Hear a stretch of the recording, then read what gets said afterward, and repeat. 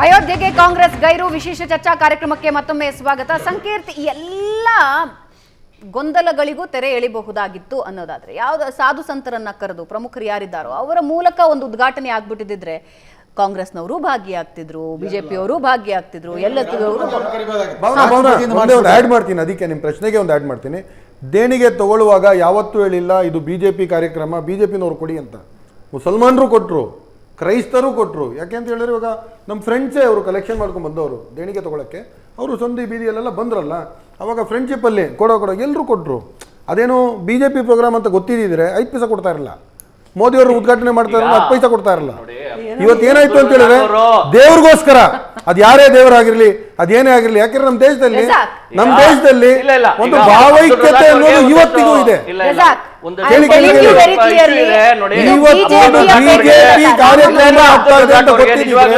ಯಾರು ಸಹಕಾರ ಮಾಡ್ತಿಲ್ಲ.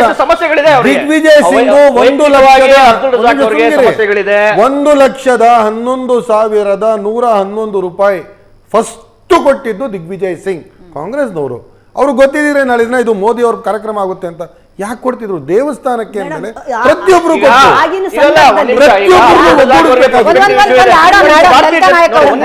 ಭಾರತೀಯ ಜನತಾ ಪಕ್ಷದ ಕಾರ್ಯಕ್ರಮವಲ್ಲ, ಇಡೀ ದೇಶ ಪ್ರಪಂಚ ಕಡೆ ತಿರುಗಿ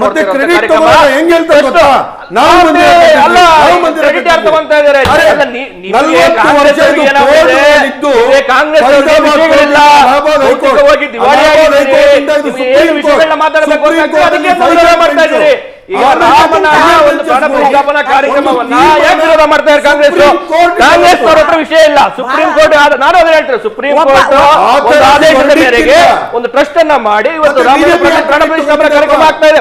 ಬಿಜೆಪಿ ಕಾರ್ಯಕ್ರಮ ಅಂತ ಎಲ್ಲ ಹೇಳ್ತಾ ಇದೀವಿ, ನೀವೇ ಕುಡ್ಕೋತಾ ಇದ್ದೀರಾ, ನೀವೇ ಬೆಂಕಿ ಹಾಕೋತಾ ಇದ್ದೀರಾ ಅಂತ ಕೇಳ್ತಾ ಇರೋದು.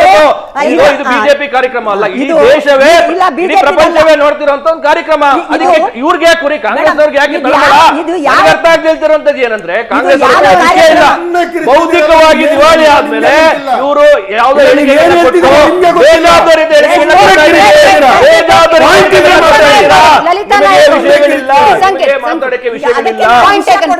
ನೋಡಿ ಮೇಡಮ್, ಈಗ ಇಷ್ಟೆಲ್ಲ ಚರ್ವಣ ಮಾಡೋ ಬದಲು ರಾಮ ಈಗ ಇಟ್ಟಿಗೆ ತಗೊಂಡ್ರಲ್ಲ, ಆ ಸಂದರ್ಭದಲ್ಲಿ ಒಬ್ಬ ಕವಿಯಾಗಿ ಹೇಗೆ ನೋಡಿದ್ವಿ ಆಗಿನ ಸಂದರ್ಭಕ್ಕೆ ಅನ್ನೋದು ದಯವಿಟ್ಟು ತಾವು ಕೇಳಿಸ್ಕೋಬೇಕು ಒಂದು ಸ್ವಲ್ಪ. ಇದು 1-2 ನಿಮಿಷ ಆಗ್ತದೆ.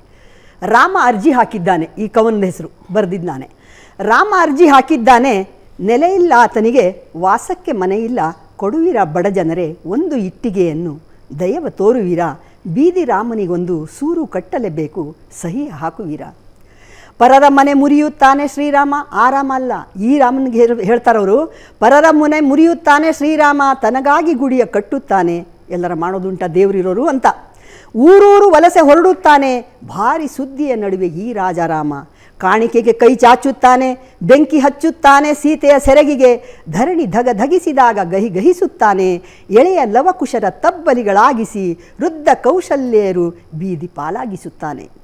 ನೆನಪಿರಬಹುದು ನಿಮಗೆ ರಾಮಾಯಣ, ಹಿಂದೆ ವಾನರ ಸೇನೆ ಸ್ನೇಹ ಸೇತುವೆ ಕಟ್ಟಿ ನೊಂದವರ ಒಂದುಗೂಡಿಸಿತ್ತು.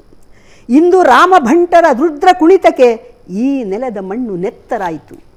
ಸಾಧು ವೇಷವ ನಂಬಿ ಸೀತೆ ಕೆಟ್ಟಳು ಒಂದು, ಅವನು ಸಾಧು ವೇಷ ಧರಿಸ್ಕೊಂಡು ಬಂದಿರ್ತಾನೆ. ಸಾಧು ವೇಷವ ನಂಬಿ ಸೀತೆ ಕೆಟ್ಟಳು ಒಂದು, ದೇಶವನ್ನೇ ಸುಡುತ್ತಿಲಿದೆ ಆ ವೇಷ ಇಂದು.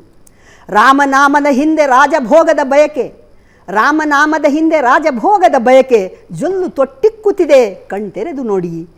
ನಕಲಿ ಧರ್ಮದ ಅಮಲು ಬಲಿಪೀಠ ನಿರ್ಮಿಸಿದೆ, ಎಷ್ಟು ಕೊರಳುಗಳು ಗುರಿಯೋ ಎಣಿಸಿಕೊಳ್ಳಿ. ಮುಕ್ತಾಯ ಕಾಂಡವಿದು ಎಂದು ಭ್ರಮಿಸದಿರಿ, ಇದು ಮುಕ್ತಾಯ ಅಂತ ಭಾವಿಸಬೇಡಿ. ರಾಮ ರಾವಣರ ಕದನ ಮುಗಿದಿಲ್ಲ, ಕುಂಭಕರ್ಣರು ನಾವಾಗುವೆಯಾದರೆ ಕಥೆಯು ಹಿಂದೆ ಆರಂಭ. ನೀವು ಹೇಳಿದ್ರಲ್ಲ, ನೀವೆಲ್ಲ ಮಲಗಿಬಿಡ್ತೀರಾ ಅಂತ ಹೊತ್ತಿನಲ್ಲಿ ನಿದ್ದೆ ಮಾಡ್ಕೊಂಡಿರ್ತೀರಾ, ಏನೂ ಸಹ ಇದು ಮಾಡೋಕ್ಕಾಗಲಿಲ್ಲ ಬದಲಾವಣೆ ಅಂದ್ರೆ. ಆ ರೀತಿ ನಾವೇನಾರ ಮತ್ತೆ ಮಲಗಿದ್ರೆ ಕುಂಭಕರ್ಣಂಗೆ ಮತ್ತೆ ಯುದ್ಧಗಳು ನಡೀತಾನೆ ಇರ್ತವೆ. ಆದ್ದರಿಂದ ಇಂಥ ಧಾರ್ಮಿಕ ಆಗಿರ್ಬೋದು, ಸಾಮಾಜಿಕ, ರಾಜಕೀಯ ಯಾವುದೇ ಆಗಿರ್ಬೋದು, ಅದನ್ನು ಮಾನವೀಯತೆಯ ಚೌಕಟ್ಟಿನಲ್ಲಿ ಇಟ್ಟು ನೋಡಿದಾಗ ರಾಮನೂ ನಮ್ಮವನಾಗ್ತಾನೆ, ಸೀತೆನೂ ನಮ್ಮವಳಾಗ್ತಾಳೆ, ಎಲ್ಲ ಪಾತ್ರಗಳು ನಮ್ಮವರಾಗಿ ನಾವೆಲ್ಲ ಒಂದೇ ಆಗ್ತೀವಿ. ಅಲ್ಲದೆ ಇದ್ದರೆ ನಮ್ಮಲ್ಲೇ ಭೇದ ಆಗಿ ನಾವು ನಾಶ. ಸಂಕೀರ್ತ್ ಇಲ್ಲ ನೋಡಿ, ನೋಡಿ, ಅವ್ರು ಹೇಳಿದಕ್ಕೆ ಅವರ ನಿಜವಾಗ್ಲೂ ಕಾಂಗ್ರೆಸ್ನ ಒಂದು ಪ್ರತೀಕ ಅನ್ಸುತ್ತೆ. ಕಾಂಗ್ರೆಸ್ನವ್ರು ಏನೇನ್ ಮಾಡ್ತಾರೆ ಅದನ್ನ ಬಹಳಷ್ಟು ಚೆನ್ನಾಗಿ ಅವರ ಕವನದಲ್ಲಿ ಹೇಳಿದ್ದಾರೆ. ಇದನ್ನ ಅಲ್ಲ, ಕಾಂಗ್ರೆಸ್ ಅವ್ರು ಏನ್ ಮಾಡ್ತಿದ್ದಾರೆ ಅದನ್ನ ಕವನ ರೀತಿಯಲ್ಲಿ ಬಹಳ ಚೆನ್ನಾಗಿ ಹೇಳಿದ್ದಾರೆ.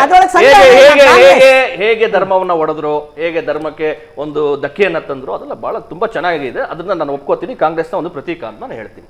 ಈಗಲೂ ಅಷ್ಟೇ ನಾನು ಹೇಳ್ತಿರೋದು, ಕಾಂಗ್ರೆಸ್ನವ್ರ ಹತ್ರ ವಿಷಯಗಳಿಲ್ಲ. ಕಾಂಗ್ರೆಸ್ ಅವ್ರಿಗೆ ಜನರ ಹತ್ರ ಹೋಗೋದಕ್ಕೆ ಅವ್ರ ಹತ್ರ ವಿಷಯಗಳಿಲ್ಲ. ಹಾಗಾಗಿ ಈ ರೀತಿಯ ಒಂದು ದ್ವಂದ್ವ ಹೇಳಿಕೆಗಳನ್ನ ಕೊಟ್ಟು, ಬೇಜವಾಬ್ದಾರಿ ಹೇಳಿಕೆಗಳನ್ನ ಕೊಟ್ಟು ಇದು ಮಾಡ್ತಿರೋದು.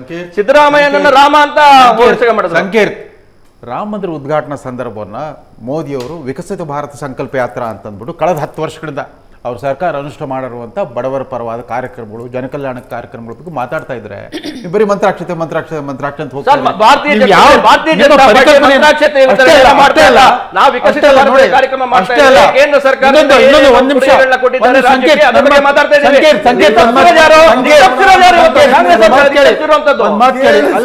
ನೋಡಿ, ಅವರು inclusive development, last mile delivery ಅಂತ ಮಾತಾಡ್ತಾರೆ, ಸರ್ವೋದಯ ಸಿದ್ಧಾಂತ, ಅಂತ್ಯೋದಯ ತತ್ವ ಅಂತ ಮಾತಾಡ್ತಿದ್ರೆ ಇವರು ಈಶ್ವರಪ್ಪ ಮತ್ತು ಯತ್ನಾಳ್ ಪರಸ್ಪರ ಪೈಪೋಟಿಗೆ ಬಿದ್ದವ್ರ ತರ ಮುಸ್ಲಿಂ ವಿರೋಧಿ ಭೀಕರವಾದ ಭಾಷಣ ಮಾಡ್ತಾ ಹೋಗ್ತಾ ಇದಾರಲ್ಲ.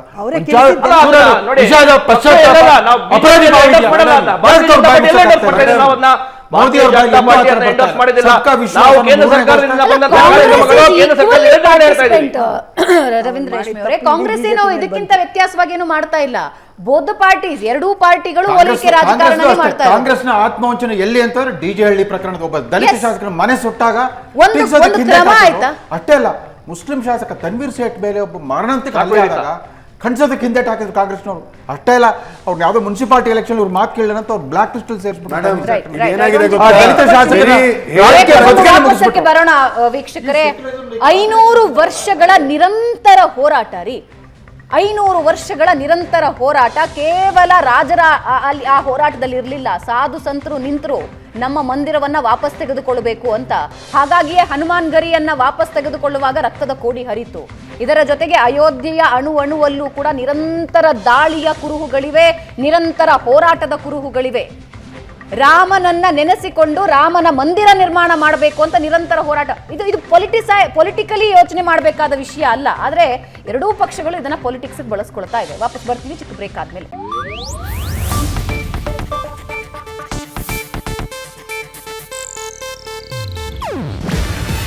ಇದು ಏಷ್ಯಾನೆಟ್ ನ್ಯೂಸ್ ನೆಟ್ವರ್ಕ್ ಪ್ರಸ್ತುತಿ. ನೀವು ನೋಡ್ತಿದ್ದೀರಾ ಏಷ್ಯಾನೆಟ್ ಸುವರ್ಣ ನ್ಯೂಸ್.